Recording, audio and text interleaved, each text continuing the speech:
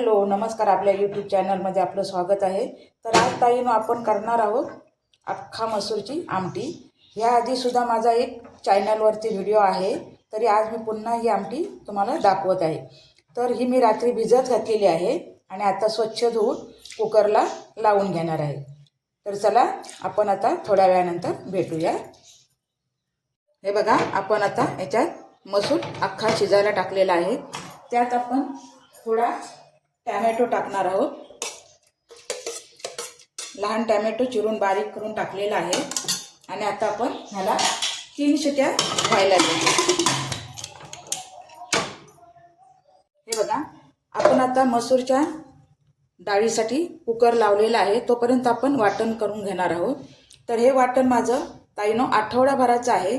इथे 8-10 लसूण पाकळ्या घेतल्या आहेत, 1 इंच आलं घेतलेलं आहे, 2 मोठे कांदे आणि सुकं खोबऱ्याच्या 2 वळी।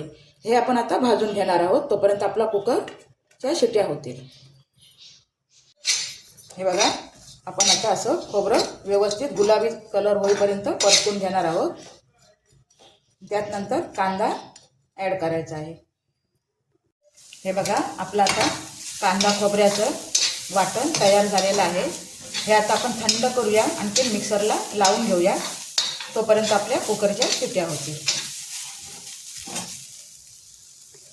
आपल्या आता कुकरच्या शिट्ट्या होतात। हे बघा, आपलं आता मसूरच्या आमटीचं वाटण तयार आहे। हे बघा, आता आपला कुकरच्या शिट्ट्या झालेल्या आहेत। थंड झाला की आपण आमटी फोडणीला घालूया। तर हा बघा, मी कुकर उघडून ठेवलाय। आपली मसूर अख्खा मसूर शिजलेला आहे व्यवस्थित। आता आपण याला फोडणीला घालूया। फोडणीला घालण्यासाठी इथे मी पातेलं ठेवलेलं आहे, गॅस पेटवलाय। हे बघा, तर आपलं पातेलं आता तापलेलं आहे। त्यात आपण 2 चमचे तेल घालूया। तेल तापलेलं आहे, यात 8-10 लसूण पाकळ्या मी ठेचून घातलेल्या आहेत, आणखी कढीपत्ता। काही मग कढीपत्ता थोडा सुकला आहे म्हणून मी तो ओला करून घेतलाय। तर आपल्याला आता थोडं लाल होईपर्यंत परतायचं आहे। हे बघा, आपले आता लसूण लाल होत आले आहे। यात आपण अर्धा चमचा हिंग टाकणार आहोत, आणखी अर्धा चमचा हळद। लसूण लाल होत आलेले आहे। 1 चमचा भाजकं तिखट आणि आपल्याला हे लगेचच आता हे बघा, आपण आता आमटी फोडणीला घातलेली आहे।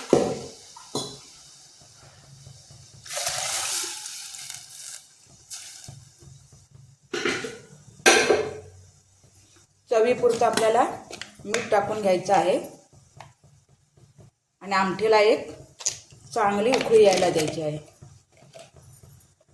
आपल्या आता आमटी इथे उकळी आली आमटीला चांगली। यात थोडीशी कोथिंबीर टाकायची आहे आणि आपण जे वाटण तयार केले ना ताईनो, ते आपल्याला आता आतमध्ये घालायचं आहे।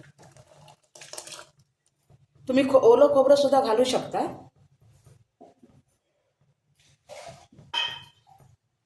ओलं खोबरं घालून सुद्धा आमटी छान होते। तर हे बघा, आणि तुम्हाला किती पातळ किंवा किती घट्ट पाहिजे आमटी, तशी तुम्ही पाणी ॲड करा। हे बघा, व्यवस्थित झालेली आहे। ह्याला आता आपण एक चांगली उकळी यायला द्यायची आहे की आपली आमटी तयार झाली। ताईनो, तुम्ही सुद्धा अशीच आमटी करता का, मला नक्की कमेंट करून सांगा। आणि माझे व्हिडिओ आवडतात का तुम्हाला, हेही नक्की सांगा। तर आपण आता 10 मिनिटानंतर बघूया आपली आमटी तयार झाली काय ते। आपल्या आता आमटीला उकळी आली आहे आणि आपली आमटी तयार आहे। तर चला भेटूया अशाच एका नवीन व्हिडिओमध्ये। जर हा व्हिडिओ आवडला तर लाईक आणि सबस्क्राईब करायला विसरू नका। चला, बाय बाय। बघा, सुंदरपैकी आपली आमटी तयार आहे। कोथिंबीर टाकली आहे वरून।